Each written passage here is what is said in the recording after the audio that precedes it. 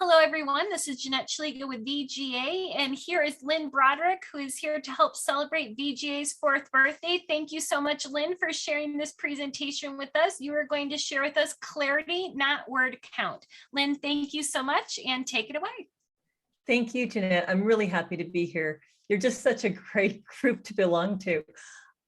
I came up with clarity, not word count, because as a teacher, I continually heard other teachers assigning that same old writing assignment. It was, in 500 words, tell me about your summer's vacation, or, in 1,000 words, do this, or whatever. It just seemed to be that the words mattered, the substance did not. And so I've seen that people develop this attitude of filler words to lengthen out and meet those criteria, and then we somehow get lost. Now, words matter, and words matter to me. I just love to read. I love to write.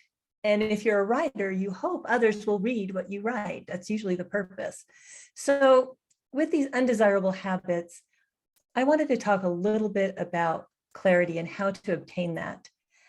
Because I personally prefer material that's delivered in a clear and concise way. I hope you do too. So many books, so little time. One of the reasons we want to clarify in our writing and be concise is so that we can obtain more information. We live in an information age, and there's a lot to consume.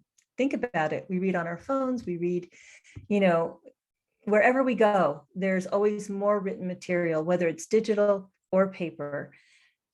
It would take more than many lifetimes to try to acquire what we know today and what we're learning exponentially every day.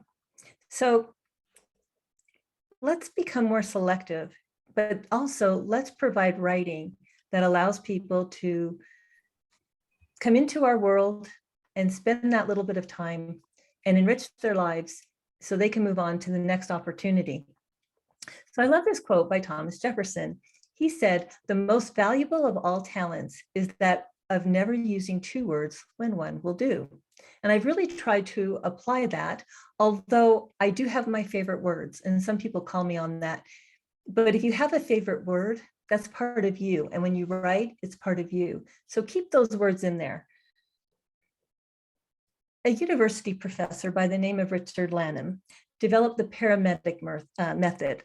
It's an emergency therapy, a first aid kit, and a quick self-teaching method for translating official style English into plain English. This method helps anyone to reduce word count, eliminate the passive voice, and clarify writing. So let's begin. Here's the basic process. You look at your writing. You must have a first draft. If you have nothing to work with, it's kind of like a potter who has a wheel with no clay. So you need a first draft. But once you do, you can look at each paragraph and you can say, you circle the prepositions. You draw a box around the is verbs. You ask, where is the action? And then you underline it. You change the action to a simple verb. You ask who's acting upon whom. Move the doer to the subject position. Now, doesn't this sound like your grammar lessons? You eliminate any unnecessary slow windups, and then you eliminate the redundancies. So with all those just 7 steps, here's an example. Now, Jeanette will understand why I didn't want to do this live. And we will just go forward with static slides. Anna left Bethlehem with courage, but traveling was so hard that all but Anna became discouraged. But she filled the party with courage. In spite of all obstacles, high mountains and lack of provisions in particular, the journey was accomplished with success. Now, Anna was born in 1715.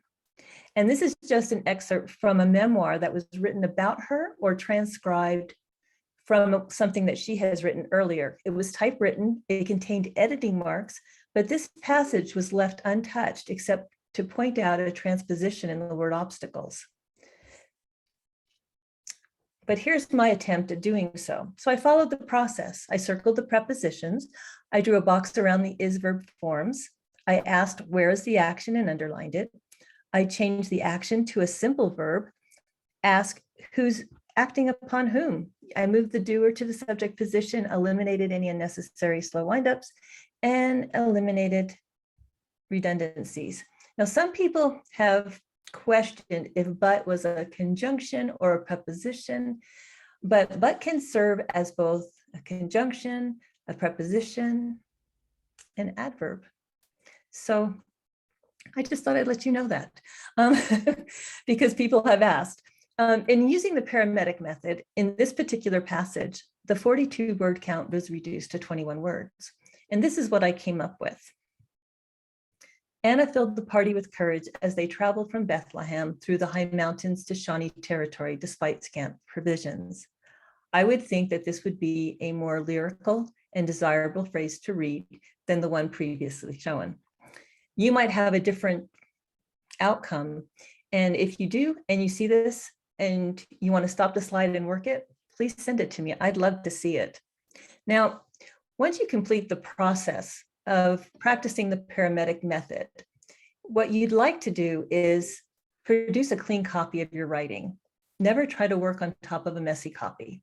Once you have your drafts, and then ask someone you trust to provide feedback. Now, that person that you trust needs to be someone who can be brutally honest. And I say that because that is kindness when it comes to your writing. Someone who can say, I think we should do this, or I think we should do that. The other aspect of kindness is if you are quoting someone, please don't change their words and put it in quotes. Always remember that if someone has said something verbally, quote them as they said it, or contact them if you can, if they're not dead, contact them and just find ways to make them look good, but be honest with what they had said. Just a thought. And then make necessary clarifications or changes, and then publish if desired. And the one thing about publishing is to remember to consider the rights of privacy of living people. What I loved so far about this party is the amazing stories we've been told. I mean, it's just been fun to be here, but there are more to be told. And in the breakout rooms, we were talking about a few. Let's do what we can to polish our writing so that we have more time to read more stories, because that's really what family history is all about. Now, clarity through this editing process can make all the difference for your family history in such a way that others will really read it. And isn't that the reason we write?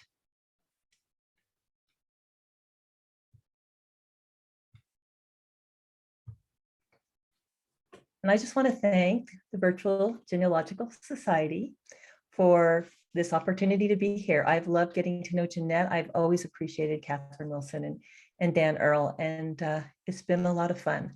Thank you very much.